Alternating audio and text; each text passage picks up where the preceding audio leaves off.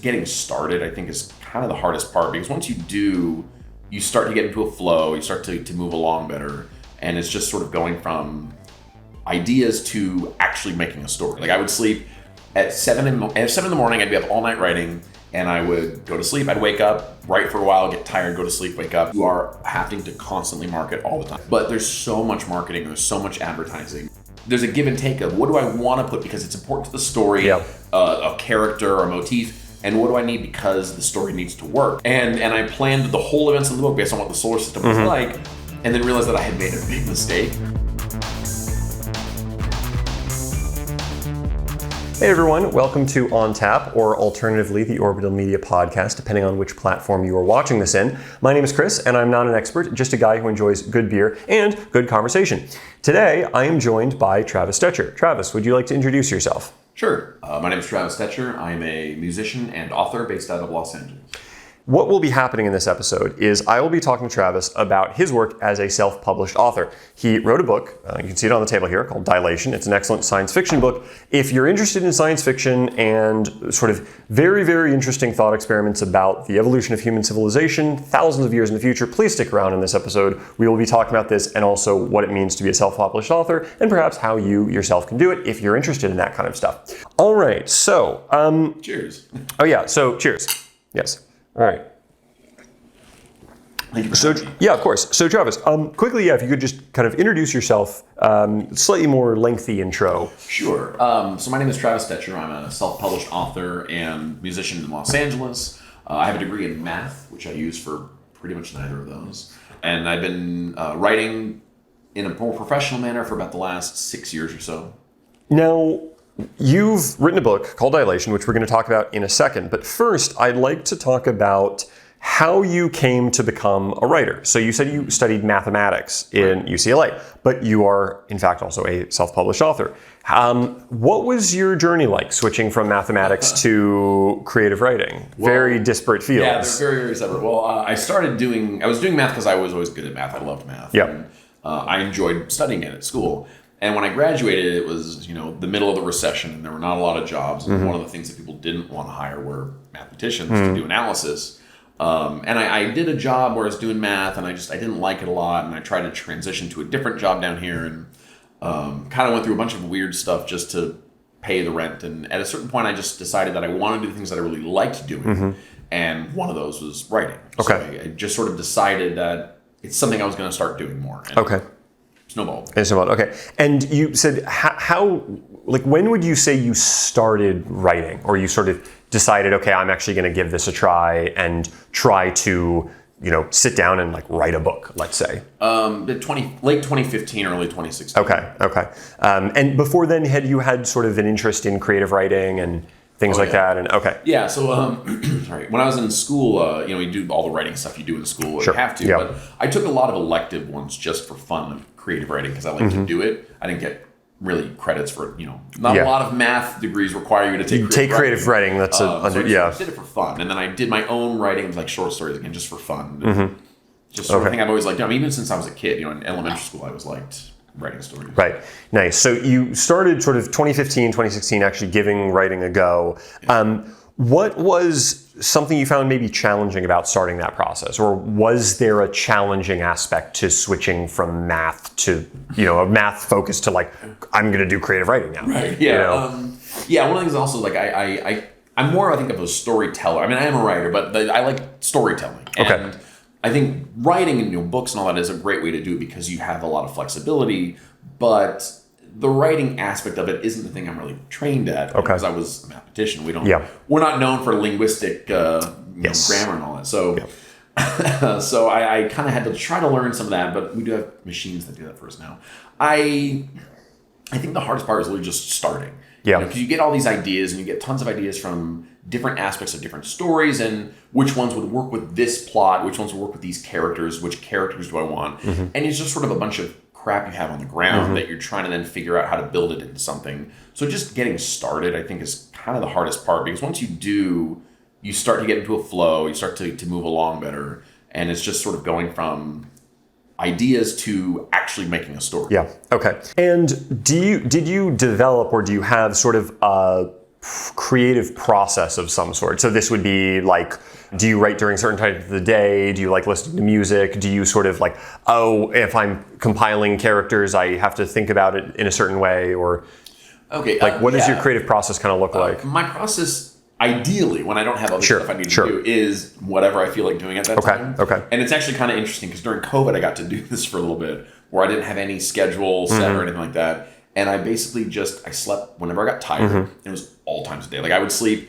at 7 in the morning. I'd be up all night writing, and I would go to sleep. I'd wake up, write for a while, get tired, go to sleep, wake up. And my sleep schedule was ridiculous. I wrote all the time. It was the most productive I've ever been in my entire life. It was perfect. Because I guess one of the things is I realized that I'd try to go to sleep during COVID. I'd go to sleep because I had to, but I didn't have to. You weren't tired. Yeah, it's like, what am I doing? Yeah. I'm like, I'm laying in bed for like hours trying to go to sleep because society said I was supposed to. But we're in COVID, so I'm like, I just get up and start writing. Right, yeah. So once I got into that groove, I'd work like, I don't know, like 16 hours a day. I never got tired. It was ridiculous. Oh my God. It was perfect. Yeah. Now, with all the stuff I have to do on the side, I bartend a few nights a week and all that kind of thing. I found that I do a lot of cafe writing. And I'll go to I try to keep local, small business cafes. Yeah, of course. And I'll get coffee and I'll put on headphones to just sort of laser in and try to take care of a task for the day. Right. Okay. Nice. Now, I want to talk about self-publishing, right? So you're a self-published writer. You've published this book. What we hear this term self-publishing kind of thrown around a bit, and I certainly hear it. What does self-publishing actually mean? So it would, technically be any publishing done by the writer of the book. So when the author is the person who is producing it to market. Whether or not they're using contracted workers or not, as opposed to traditional publishing, which is when you send manuscripts to mega publishers or even small ones and have them decide what they want to do and then work with you to decide how the book is going to get finished and where you want to market it to. They do a lot of the post-writing work. There's also a thing now called hybrid publishing, which is when you, the author, are producing the work, you're publishing it, but then at that point you start to bring in an indie publisher to do maybe short runs or limited series, to do some of the marketing, to take some of the burden off of you. It's capitalism. It all ends up to how much money do you want to give them to do some work for you? Yeah. And in your case, when you, when we talk about the book, we'll get into your, process of getting that done. But when you started to self-publish, what were the actual steps involved? So the first one was just learning the space. And for a long time, I wasn't even sure that I was going to self-publish. Originally, I think like most authors, I went into this, I'm going to do it like the old way, where I'm going to send a manuscript and we're going to have it in every bookstore. And that's sort of more the fantasy, not necessarily the reality. And when you start to look into what's involved in both, you start to learn how much control you have to give up. And really what you're doing when you're traditionally publishing is you're selling your book. You're saying, I'm going to give you this book. You're going to give me a couple $1,000s and then a percentage. And then you do whatever you want with it. And that was what turned me off of it. So then at that point, a lot of it was just then focusing my research into, what do you actually have to do? Because you have to format the book. You have to decide who's going to print it, where you're going to distribute it, and just starting to learn every aspect of it. Whenever there's something I didn't know, I looked it up and I tried to find an article about it. I had to try to find an article towards the end. I had to be very careful that they were from after 2020 because there were a lot of these people who were like, here's how you do it. And it's 2018. I'm like, okay, well, the world doesn't work like that. Anymore, so we have to change this. And so that was doing the research on, like, you format the book, and when you're saying formatting, you're putting the actual text in. So you're talking about actually you have to look and say, okay, what margin do I want to put on the left? What font do I want to use? Do I want to use a serif or a non-serif, and why would I use that? How many characters on a line? How many lines on a page? That's normally a publisher has formatters that work for them. They're not familiar with that. They do that stuff. The first book, when you're self-publishing, you have to learn all that, and now I kind of know it, and it's easier the second time. Everything. To the page count, to how you put the front matter, the front matter and back matter, which is all the stuff you read before and after the story. Bibliography about the author, table of contents, how you format all of that stuff. And then what about cover art? How does that? Right. So generally, I mean, you can do yourself depending on what you want. Sure. I liked having the idea of it being a very unique cover, so I hired an illustrator. Okay. I gave them a very specific mock-up, like here's what I want it to look like. I designed the ships and all that. And I wanted them to be the things that I made. Yeah. Okay. If you wanted to do a more simple cover where it was, you know, a smoking gun, and that you could technically do that yourself. Sure. But Okay. generally, you hire an illustrator to do that kind of stuff. Yeah. Okay. What would be something that you found very surprising getting into self-publishing that you, I mean, because I know very little about it. Like, what would be, I guess, a challenge that you faced self-publishing that you didn't expect? I mean, other than, you know, it's marketing. It's nonstop. It's not like you figure out where it's going to go and you get on the platforms. You are having to constantly market all the time, to the point where I've actually stopped for a while because you don't get as much bang for your buck when you have one book. Yeah. Because, you know, every dollar you're spending, you're going to get maybe one transaction. The more what's called a backlist. Yeah. Okay. But there's so much marketing, there's so much advertising, and it's constant. I mean, there's never an end to it. As soon as you stop selling books. Yeah. You said it's better when you have multiple books to do marketing. Yeah. Why is that?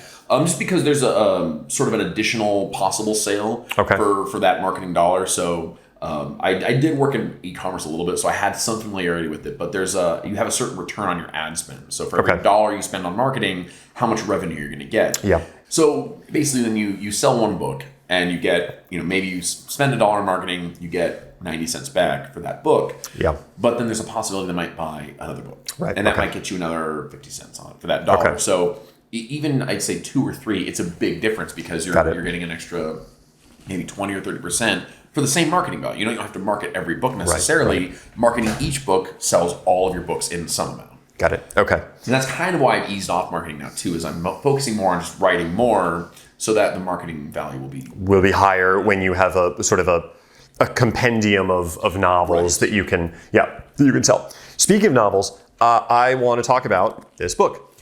So I read this book. I thought it was absolutely fascinating, and it really made me think about what I would consider thought experiments regarding what would happen in 5,000 years to humans, right? Or like if we did run into aliens, but there was stuff involving them being too far away, like what does that mean in terms of things? So for the people who don't know about this book, who haven't read it, would you like to tell them very quickly what Dilation is? So it's a 50s kind of themed sci-fi story. It's a lot of tropes from the 50s era sci-fi.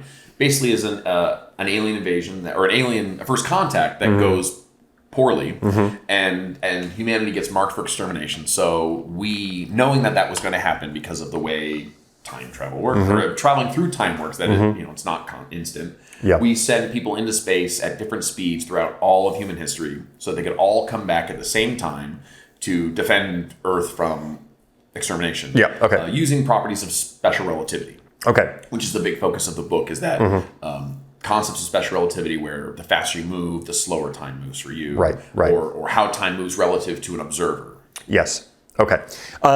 And so that's the basic premise. And then without ever giving too much away, is there anything else you kind of want to flag as, I can in a second talk about what I found interesting. Yeah, so one of the big things is that the story was also, it's an alien invasion story, but really the story is about humanity. Yeah. Right? The story really is about people and humans and what we do to destroy ourselves or to try to stop destroying ourselves, and the sort of speculation of what would happen over 10,000 years to society. Would we rally behind it, or would we forget about it like we do with pretty much every problem that's ever existed? Yes. And I always said that the biggest piece of fiction in this book is the notion that humans survived for 10,000 years to begin with. Yeah. The thing that I found so fascinating about this is I've always been very fascinated by the past and history and tracking through human history and looking at how long recorded history is, which is give or take roughly only about 5,000 years. Right. That's all of recorded human history. If we go to basically ancient Sumer, kind of ancient Egypt, ancient Sumer, the absolute earliest is somewhere around 3,000-ish BC, whichever system you want to go with. That's half the amount of time that you've covered in this book. Right. And we think about how much humanity is... Actually, you mentioned that because I had to think about that a lot, is how far back does that go? How far back does that go? So 10,000 years, that is functionally, if we're going in the past, that would be like the development of agriculture. in terms of how far forward you are going in this book. So for me, the biggest, I think, fascinating component that was running in the back of my mind was, if we went that far out in history, or that far out, excuse me, in time, because it's not history, it's time. Our future history, right?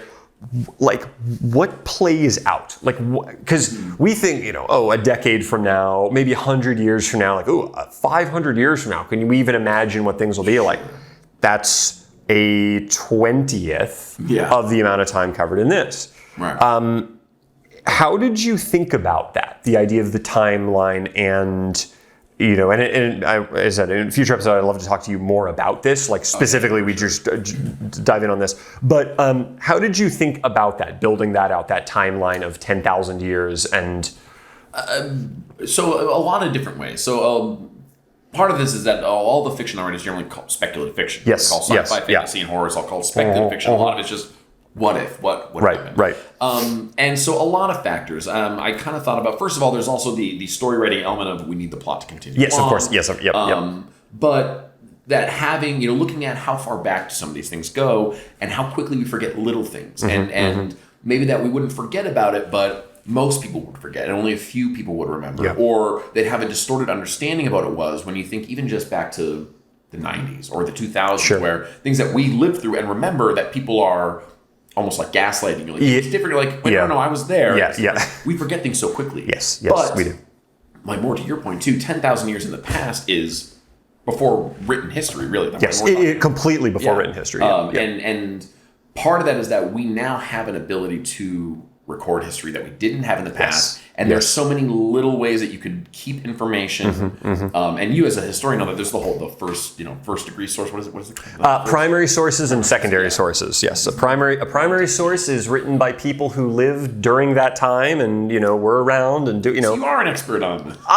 As Dan Carlin says, he describes himself as a historical enthusiast. I would say the same thing. I do have a bachelor's in history, but not like some fancy historian guy. But primary source written by people who were there at that time, around in that environment. Secondary source written about that thing after the fact by people who are later on, historians who are not so that a primary source would be more likely to exist or evidence or something written by a primary source would be more likely to exist in some little fashion. But also that there would just be giant shifts in society based on technology changing. We focus so much on, and that's a whole other topic that we could get into this morning, is this whole idea of AI. And so much of that is that we change ourselves to technology more than technology changes us.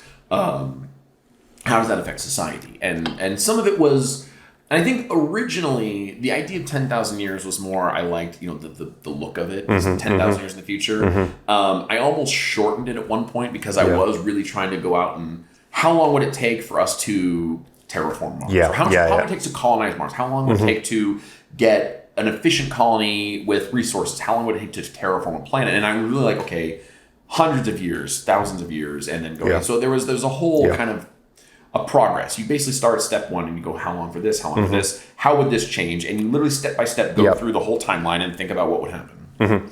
Yeah, no, I mean, I found myself at many points, reading in sort of the middle quarter, maybe like the second quarter of the book, third, where we're like, oh, we're at the year 3000. I'm like, the year 3000? Like, what's going on in the year 3000? That's 1,000 years on from now. And then I'm like, wait a second, we're only a tenth of the way to where we're going to be.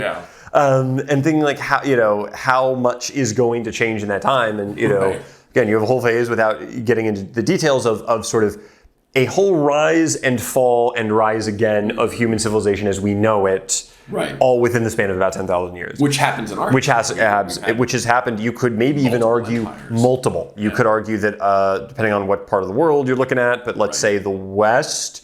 Arguably, we've had it like twice. Greece, Rome? Greece, there was one before Greece. There was the ancient world, which you got like ancient Egypt and Sumeria and all this. Then there's something that I think more because of the internet people are learning about called the Bronze Age collapse, where basically it was just everything gets wiped out. This was like 3,000 years ago. So this is the Iliad and the Odyssey are speaking about this idea actually of things that happened, but then the concepts get transmuted in a weird way. Okay. The suggestion is the Iliad and the Odyssey were based on real events that happened in this ancient world. Okay. But then there was this massive collapse, like a full-on dark age. Right. And remnant ideas of that real event made its way through the dark age to come out the other side as the Iliad and the Odyssey. And then after that dark age, you got things like Greece and Rome. They didn't exist beforehand. That was the concept. You had like ancient Egypt and like the Hittites and all these cultures. And then you have a second dark age, which is probably the well-known one. That was the dark age with the fall of Rome, right? So in so let's say in 5,000 years, if we're talking about roughly Western-ish technology, stuff, we're looking at two full-on dark ages with collapse, and then something else comes up. Where all the information prior is pretty much gone. Other than yes, weird remnants. Weird remnants or stuff that's like buried in the ground, and then people dig it up in like the 1930s. Right. And you get archaeologists like, what does this mean? What exactly. Maybe this is some weird, thing. And like, no, it's just a chair. Like, exactly. So that idea of like, there might be a whole phase of collapse, and then like what information survives. But the timeline's so long, you then have a whole second building of cult. That was for me. It was like, this is really interesting stuff. I like that. Yeah. Really interesting stuff. It's funny because it's weird to think. I'm trying, thinking back. So I came with the idea for this in 2015. That's when I started, and I started writing it in 2018. I would say I started writing it a while ago. I stopped for years because life got crazy and I didn't have time for it. So I wrote the first half of the book and I didn't write it for years. And then lockdown is when I finished it. And so I'm trying to remember some of the process, because a lot of the things too, there's a give and take of what do I want to put because it's important to the story, a character or a motif, and what do I need because the story needs to work. And so it's hard for me to remember exactly why I did some things. One of them, with the timeline too, I was trying to play out this whole invasion thing. And I'm literally looking at the best information I can get about what the solar system looks like. And I planned the whole events in the book based on what the solar system was like, and then realized that I had made a big mistake. And so I'm looking for... Which is? I changed the direction of where something would be to the relation. Oh, So I imagined that the solar system it'd be coming from this way, but it would have been the south, like the bottom. Fuck, it's all backwards. So I'm looking for different eras of our solar system that were close enough that I didn't have to rewrite stuff. Because it was really like strict on no, I want it to be as accurate as I can make it. Like that is where that is where those planets will be at that point in time. Yes. And I wound up having to fudge it anyways. So I think some of that was also part of extending, because I literally looked at what's the closest I can make it. What's the earliest I could reasonably make this and feel like it was an accurate representation of that rise and fall of creating this technology, losing and all that. And it was like, I was like 6,000, but like the 6,000 years, it just didn't have the ring. It doesn't have the ring that 10,000 years has. I know that was part of it sometimes, but even six, like you said, even 6 is a long time. That's a huge amount of time. That is beyond all of recorded history even now. Right. But even as people think like us expanding to other planets and all that, like talking about colonizing Mars. I mean, that's not a thing that's on the new frontier. Like, we could maybe get people to hang out there for a while, but even like The Martian is one guy surviving, and that's well out of our tech right now. No, exactly. That's that's decades and decades down the road. People living there as like I was born here. That is thousands of years down the road. Knock on wood, we don't wipe each other wipe ourselves out until then. So, what is it about writing that you enjoy so much? I like the storytelling. I like the stories just in general because I feel like they're good ways to tell points. I mean, that's like tell a point that you don't really get in nonfiction. I mean, that was originally stories was all fables, and they were boy, incredible. Here's the whole story, and there's a moral to it. And the moral is that this is a bad thing to do, or this is a good thing to do. And there's always and nowadays, I think because we've gotten so used to having more complex stories, it becomes looking for role models, or here's what here's a good role model for healthy masculinity. Or here's a good role model for overcoming imposter syndrome, which is a very big motif in here. And so those kinds of things, it's like, well, imposter syndrome is something that everyone faces. It's a normal thing. No matter how good you are, everyone has it. I actually remember hearing about a story of Bill Hader and Andy Samberg that they told once, where they were auditioning for something on SNL, and they're in an elevator, and they met each other like first time, and they saw one of them had a ton of props, and he's like, oh my God, I don't have any props. Should I have props? Why do I have props? I didn't think of props. And then later on, they're talking about it, the other one said, "That's so funny because when I was in the elevator, I'm thinking he doesn't have any prompts. Why the fuck do I have Right, yeah. Like, am I looking at, like we all do it, and so Yeah, like yeah. that's a big one in this book. But in general, that's what fiction allows. Yeah, And I like to yeah. say that you use fiction to tell truths and you use nonfiction to tell lies. Okay. Because with the understanding that everyone thinks the thing in a nonfiction book is true, Yep. you can make shit up and people Yep. think it's true. Yeah, yeah, Whereas in yeah. fiction, we all know it's make-believe. Yep. And within that, we put storylines that resonate with us. What kind of stories, both, having read Dilation, they're clearly, genre-wise, it's sci-fi, right? But at a deeper, maybe thematic level, what kind of stories are you drawn to naturally? I tend to read thrillers. So even this book, as a sci-fi book, the pacing of it is very much like a thriller. Yeah. I'm a big fan of Crichton, Ludlum, and a lot of I got a little away from the political thrillers, but I do enjoy those. I like the technological thrillers. I like the pacing of it. I like the up and down. That gets a little fast, it slows down, constant cliffhanger. So I tend to read those kind of books, and I think most of my writing reflects that. Okay. I do like them to be speculative. So you're interested in thrillers. You're interested in stuff that's a little fast-paced. What other, if you don't mind sharing, what other projects are you working on currently? Yeah. So I also, similarly to this one, I took a bit of a break on it. I was, the first thing I did when I published this book was found a job. Yeah. Okay. Yeah. You have to get the day job, the night job. And then I kind of got just overwhelmed and burnt out. Was doing work and all that. So I took some time off, but I've almost finished my rough draft of a book called Venthrali, which called is what? Venthrali. How do you spell it? Venthrali.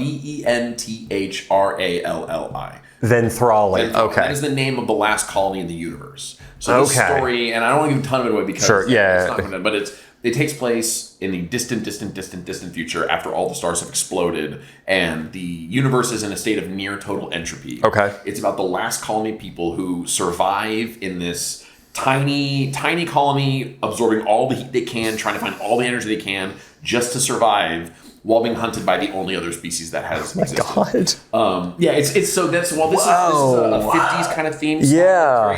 This is a 70s style. Okay. This is the space is dark and cold and unforgiving and everyone dies. Yeah. It's more like a cosmic horror kind of a book. It's very not sci-fi, but I'm thinking like The Road. Cormac McCarthy, The Road, just like. God, that is a bleak story. Dystopian. Yeah. Oh my God. It's sad. I watched the movie and I'm really happy I watched it during the day because otherwise we would have just been not happy that night. I saw the movie. That was with Viggo Mortensen. Yeah. I don't know if I did. Yeah. The book is super depressing. That's a good thing. Yeah, I don't know. Yeah, those can still be very meaningful. Like the film The Road was like, I'm glad I saw it, but I mean, it's a trip. What do you find most not challenging, but like what do you like the most and the least about writing, about being an author?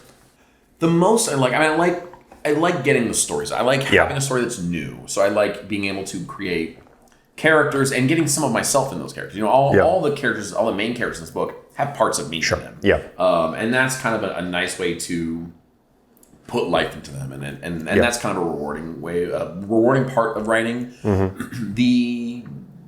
The capitalist parts suck.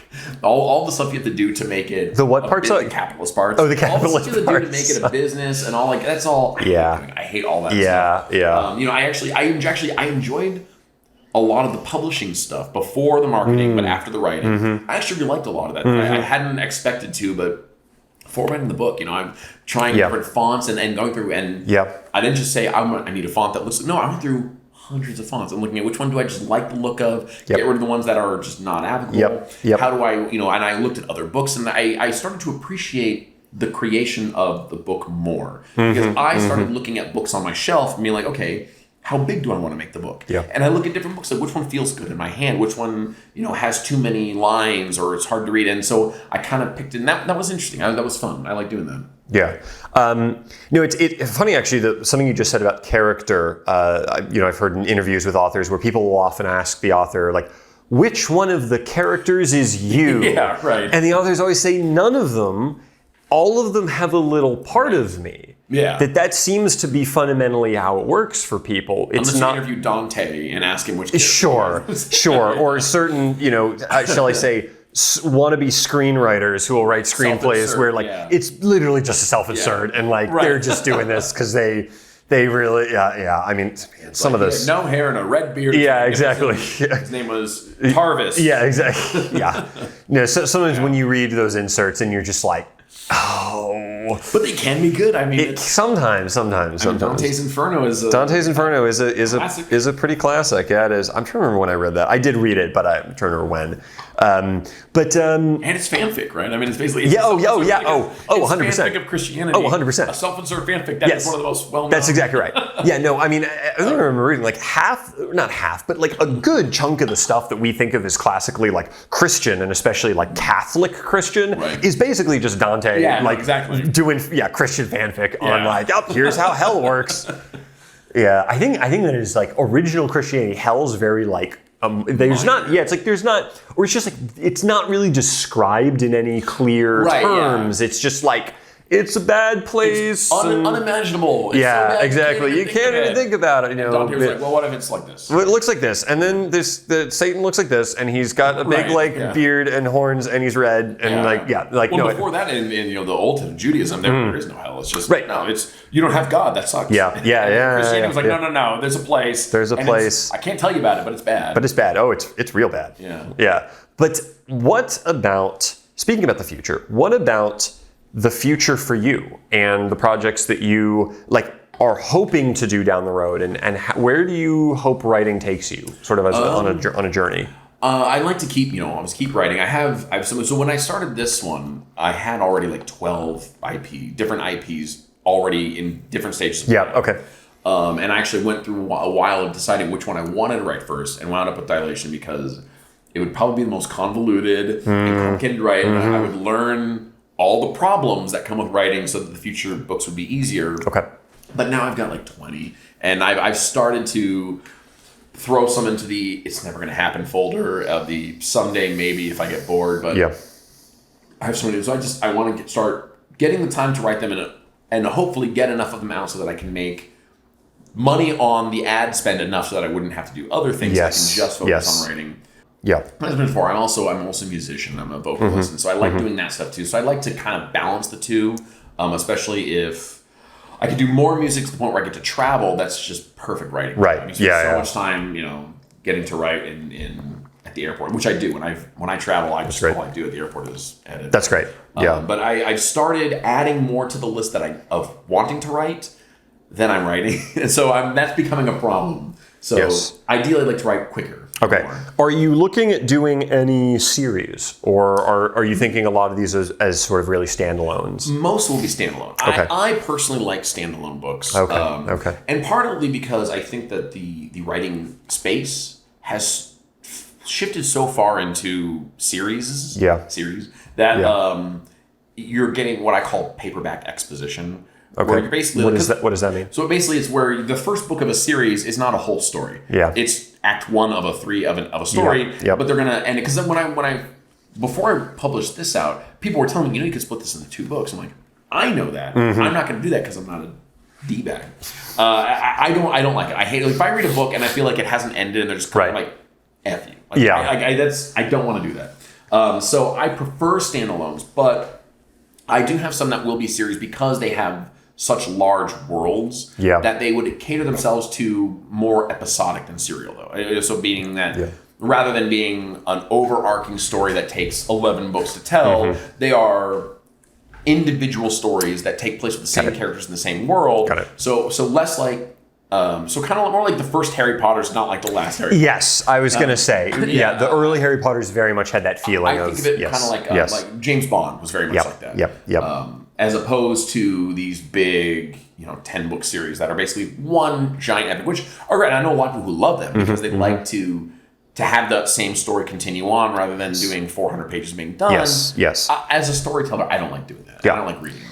Yeah, no, it's sort of like a preference thing. Yeah. Me. Okay. Yeah. And I think for me, there's sort of probably the world building element is how into the world am I, and how much do we need to spend time on getting us situated in what's going on here? I think in your case, since it is Lord of the Rings style. Exactly. And I think if this were you're just dropping us in. I need some time to get situated because you're starting us off in, March of 2023 in like the United States. It's like, okay, we just missed First Contact. Right, I know. Yeah, it's sort of it's a little easier for me to be like, okay, I don't need to get caught up on any of this. Like, I know exactly where we are, and then you sort of build it out from there. And the ones that I have planned that will be series. Again, I'm planning a more episodic, just because again, I still want the story to be sure. Okay, yeah. But those have a lot of world building, and that can be done over multiple books.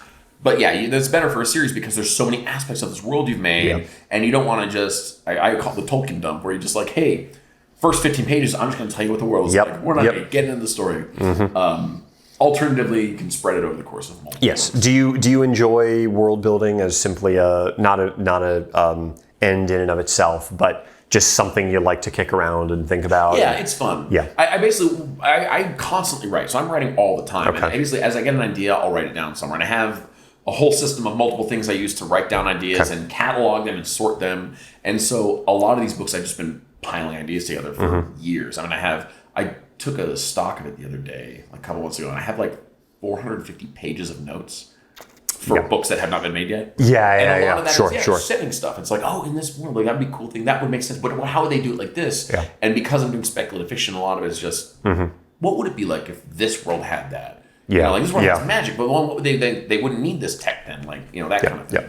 Yeah, I mean, that is, I think, a good mark of, as you get further into sort of, you know, science fiction or, you know, whether it's, you know, fantasy, I stereotypically assume is more, you know, historical kind of stuff. It's like, it's older societies, right? There's a whole joke in writing groups. It's like, what constitutes sci-fi and fantasy? Yeah. So it's like, sci-fi is when there are laser beams and fantasy is when there's magic. Like, yes. There's a lot of jokes about that. That's exactly, but right, you know, we think about like magic and how if you had that, you wouldn't need certain things. And so like, you know, you get rid of it. Yeah. And I think it's a very interesting thought experiment to get into, kind of like the logic of things and not just thinking, oh, this would be cool. Let's just, I mean, this is how my brain works at least. Hit the mic there. That's how my brain works. Which is like, rather than just thinking, oh, wouldn't this be cool? I find like if you go through it again and you think, well, wait a second.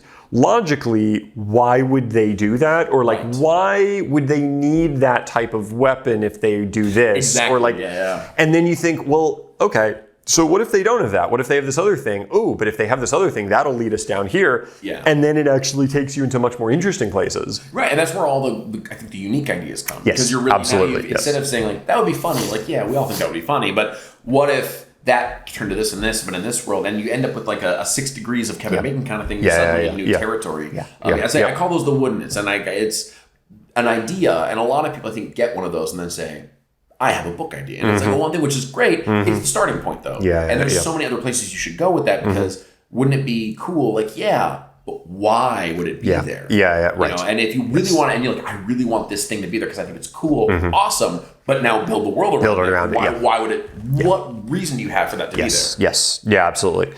So last question before we switch into the final phase, which is going to be the game phase, where I make a fool of myself. For people who want to be self-published authors, do you have any advice for them? Because some people might be listening because they're interested in this kind of stuff. To do your own research. Don't take what other people say, because I got steered wrong a couple ways for things I did that I regretted. But just you have to learn a lot of it. I mean, you have to be prepared to be not just a writer, but a formatter. I mean, you're a publisher. You are having to decide how you want the book to look, where you want the book to go. Do you want to do just ebooks? Do you want to do print? Who do you want to be your printer? Where are they going to distribute to? You have to be prepared to do all of that. And the only way to learn that is to read a lot of information about the space. And not just the self-publishing space, but the writing space. You are a writer and a publisher. You need to do both of them fully. And so it's just, there is a lot of work involved, but or to do it properly, I should say. I mean, you can, what we call vanity publishing, which is you throw money at it and just get the book out, but you're not really taking ownership of anything. And so as problems come up, you can't really fix them or address them. So you need to be prepared to be those things. Reading. So what do you think, how likely do you think it would be for an alien species that we encounter to not be carbon-based? Because there are some ideas behind it. That's a good. See, I like this. Is card tricks? No, I don't like doing this. Questions about if there's alien life out there that's not carbon based? Hell yeah. Right. Well, this is something I am going to be relying on you for in terms of asking things like, so silica, right? I've heard like That's, I think, silicon the big one people talk is, about, I hear that a lot. People talk about silicon-based life. Right. But I don't know anything about silicon, and I don't know the environments in which silicon would like manifest. Yeah. And I don't know, that's like you're talking like the chemistry aspect of stuff. I'm not really good at. Okay. I think there is a chemical reason for it, because one of the things about carbon is that it's such a great universal bonder. So many things can bond to it. I think silicon has some kind of a similar structure. Okay. But to me, right now, when we talk about silicon-based life, I'm thinking more AI, right? Yeah. About, like, if we build programs, that would technically be a silicon-based life form. Yes. But there is also, I think, people have ideas about naturally occurring life on another planet in a different society or a different ecosystem. Yeah, a different planet. Yeah, different environment. Based on silicon as an actual organic natural life. I think it might be either. Okay. But I don't know how likely it would be for that to happen, because we also have the whole thing where it has to be a certain temperature, right? Yes. It's got water. Yes. As far as we know, right? So what do you think about it being like, is silicon what you're thinking? Like Maybe. I would need to it's such a coward's answer to say I need to read up on it or I'm not sure. But I would say that it does seem, from the little I know about, as we're discovering more exoplanets and as we're seeing like what's around them and like how do the stars work, there is some really weird stuff in terms of like how the star might exist with the other planets and like what do the orbital paths look like, or stars plural, right? But it does also seem like there might be certain aspects that are more universal than we think, right? So I mean, like I remember reading a Michael Crichton book. I think it was Sphere, which was published in like the late 80s, and they were like, what if aliens exist in multiple dimensions and you can only see like portions of them? And I feel like now that idea of like aliens existing in multiple dimensions just constantly, and not we'll talk about maybe the thing in the book, right? But the idea of the actual creatures themselves, like somehow like not obvious that's true. It could be that yes, they might be weird, but they will still exist within three-dimensional space. Exactly, yeah. Because all these stars, as we're finding them in all these planets, they have certain similarities to something in the solar system, suggesting that there are aspects of the solar system that are fairly universal to a degree. Or at least universal for creating life. Yes. You're not going to get so trippy, out of the box, weird stuff. Like you're going to get because there's also they have like the area they call like the habitable zone. Yes, exactly. Yeah, exactly. You're going to get up the planet right next to the sun or the star, with life just blooming in 8,000 Kelvin. Exactly. Yeah. Or if you will, it'll be like microscopic little things that swim around. Yeah. They're not sentient and they're not building spaceships. They can't get that big. Exactly. And they can't get beyond just like little bacteria that swim around in a petri, basically a petri dish.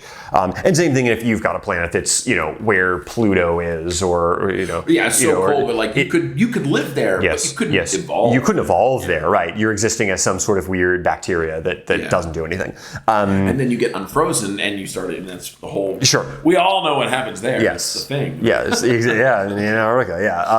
But silicon life, really, I don't know, because I don't know enough about the chemical properties of it, and I don't know what silicon life would look like, how it would evolve differently. Yeah, they'd end up being kind of more like biometal, like silicon. So whatever binds to silicon would, I think, end up being more metallic in nature. But it'd be like a living kind of metal, which that's part of sci-fi. It's very like Terminator-esque. Yeah, in a way. Think about it. Interesting. Oh, maybe that's what happens. That's how it ends. Metal. So it would be like a creature that has a metal skeleton. Something like that, but also metal would exist in its like circulatory system. Iron in the blood, and possibly. Because you're saying, like, not knowing a lot about chemistry, like how much of our blood and muscles are relying on specific bonds, and it could turn out that there are certain elements where it's like that you just can't have that. It just can't happen in the physical universe that we exist in. That you can have a creature like that's living but maybe you can't. Yeah. Well, so like briefly, I mentioned that one. It's an interesting thing because we don't have any examples other than Earth. Right. Yes. So there's all the various life. It's like that's so many different ways that it can evolve and adapt, but it's still Earth. Yes. And it's Earth atmosphere. So like every life form needs water. Yeah. Is that because everything evolved on Earth, or because it's actually essential for water to create life for whatever properties? Yeah. No, I think we're sort of at that. I mean, speaking of technology we got to develop in order to get to places like Alpha Centauri and to get outside and to see like even the local stars, like what's going on there. Yeah, I mean, even if we got there, but we found, there's no life there, let's say, but we still found other planets and we see, what's going on these other planets. Yeah. There'd be tremendous. They have water on Right. Like they have water. Like, okay, that's a thing that shows up a lot. It's not super rare. So obviously it's things like hydrogen and helium, that's super common. We know that that's everywhere. Every star is just has that. Yeah. So certain things, very, very common. But in terms of, I mean, I don't know if there are you aware of other kinds of elements other than silicon that people have talked about as being the potential basis for life? Not that I've seen a lot of. I mean, I think everybody, part of in writers groups, there's all kinds of crazy stuff. And I think crazy things. What I've read in the scientific community, with that they've written their speculative shit. Yeah. It's always silicon's the one that they talk about. I don't think I've ever seen another, key element, because that's what it always talk about. What would it be instead of carbon? Yeah. That silicon, but I don't know if anyone's like, there's totally going to be a hydrogen-based life form. It's just gas. It's just a gaseous thing, right? Because that's how hydrogen is, around right? And yeah. Those are kind of like those are the two. Is carbon? Well, we know carbon. It's not. It's not speculative. We know is the speculative that potentially. But I think perhaps carbon life might exist somewhere. Right. Maybe somewhere. What else that I can fumble over? Let's see. So we're going on to the life forms. Oh, let's talk about the key one. How long do you think humanity's got? Real talk, ignore everything I talked about. What do you think humanity really has left in it? Oh, here's the thing. I think humanity has a lot of time left in it. Okay. I really do. What I think is the question is humans in a civilization environment. Right. That's, I think, the key. Because in terms of societal collapse, right, like the default for the vast majority of time that humans have existed biologically, they've existed as hunter-gatherers. They have not existed in any organized society. So even if any kind of civilization collapsed, I don't think that would do anything to the species. If we're talking about this in a really, really cold calculus kind of way about does the species still exist? Yes. I think, and that would be true. So now, do you think in that situation, though, that people would be able to propagate enough to continue? Because if we're talking about something like a nuclear fallout, where everyone is dying, and yes, we would survive, but would we survive enough to propagate? I think that's the big question, which is the only realistic situation that I see where humanity, the clock is ticking, is probably nuclear apocalypse. Sure.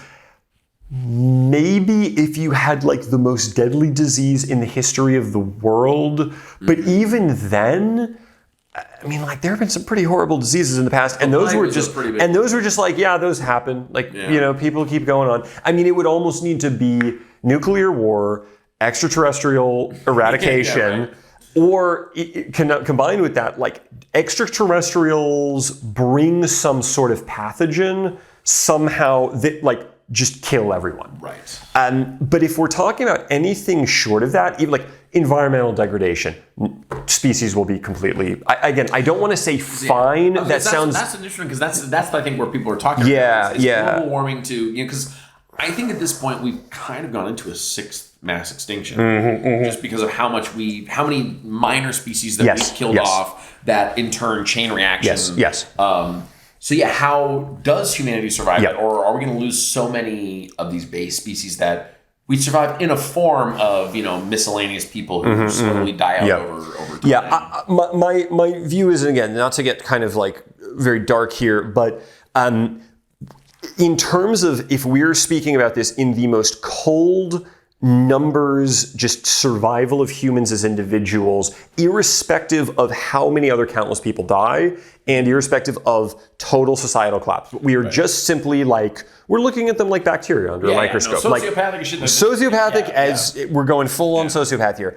Global warming will not have any effect on the actual extinction of the species. I don't believe it will have any effect at all on the literal extinction of the species. Okay. Now, the absolute horrendous collapse of everything we recognize as part of the world we live in, sure, yes. We'll basically become monkeys again. Yes. It will revert to something like, if you looked at hunter-gatherer tribes for the 40,000 years, it's sort of unclear like when we want to start the clock on human brain evolution and that kind of stuff. But there's a whole split off from there's a phase where the suggestion is humans are anatomically modern humans, but it's not obvious that they're mentally modern humans. The argument it's biologically supposed to be like 50. It's 50 to like 80,000 years, but for sure around 40 to 50,000 years. People go by artwork basically. Once people are doing cave paintings, they're like, okay, these people,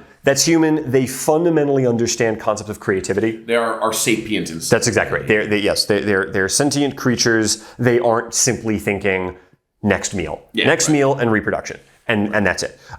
So that's it. And that's really like kind of 40, 50,000 years-ish, something like that. In the situation, people would absolutely still survive, but the numbers would be, they would be infinitesimally small. They would be like tens of thousands. Another link in the food chain. Exactly. Yes, exactly. So if in that sense, Mike, if the sense is how long does humanity have, I would say, again, pending nuclear apocalypse, alien invasion, pathogen probably from outer space, plus aliens that wipe out humanity to a person.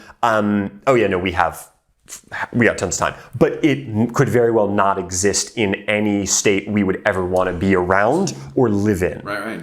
And I see that because in my thought of this whole like next extinction thing, if we got to that point, our time would be the normal time of a mass extinction. Millions of years. The last one was like 2 million years long. People think that the meteor hit Earth and it was like a bullet that killed all the dinosaurs. Like it was 2 million years for that to happen. Yes. So even in that situation with like global warming, where we become this sort of primitive sort of man again, our days might be numbered, but it could be millions. It could mean which is already, like you said, way more than we've been around. Exactly. That's what was interesting to me is that like humans have only been around for thousands of years, and dinosaurs who are best known for going extinct. Tens of millions of years. They got a number. They tens of way better millions of years. Yeah, dinosaurs survive so much better than humans. Exactly. Yeah. So that's kind of what I would think, and then you get into weird stuff like, well, would there be human evolution? But if we regress back to hunter-gatherers, maybe there wouldn't be because it's. I go on all about this all day long. That's a good book idea for you though. That's when humans go back to hunter-gatherer because we go extinct. The next evolution of them as would there be other forms of evolution that happen with like humans? A cousin species. Yes, exactly. It raises a lot of questions about I was thinking about the Neanderthals, right? That there's more information about their brain capacity, that they were not stupid, that they were. It seems like reasonably like there was basic signs of creativity and all this stuff, but we don't know, like there are no Neanderthals around, right? Like we don't know if they're around. There's a question about like if Neanderthals were around, would our definition of human even be different? And would we view them as just like a different kind of person? And I mean, not that I ever... Well, like Tolkien. Yeah, well... Elves are... Exactly, yeah. And I mean, I never read the Song of Ice and Fire, Game of Thrones books, but if I remember correctly, in that there's...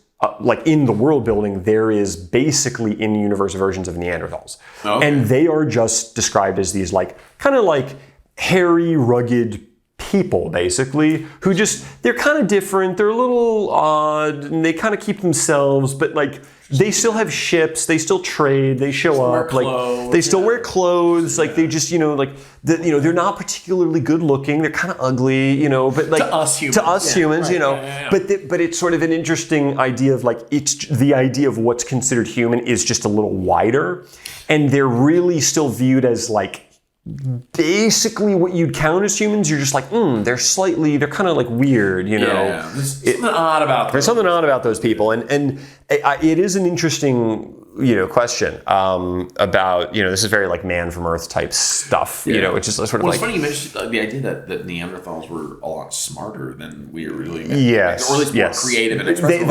Because history is written by